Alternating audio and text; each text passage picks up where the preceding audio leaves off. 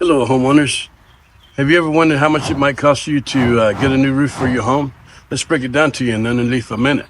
The cost of a new roof depends on several different factors, including the size of your roof, the materials you choose, and the complexity of the installation.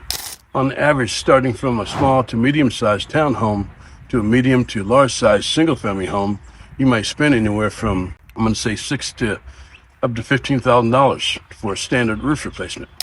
But you also want to remember that premium materials like tile, metal, these things can drive your cost up. So choosing a shingle asphalt roof would keep your cost down. You also want to keep in mind the labor costs can vary depending on your location and the time of the year that you're getting your roof replacement done. So if you're in need of an accurate roof replacement estimate, we entice you to look us up, check us out, and give us a call. You can go to our website, KangaRoof.com, and get a free quote today.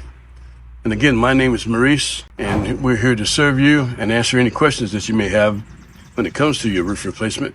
And we're also here to help keep the elements out of the inside of your home. And thank you.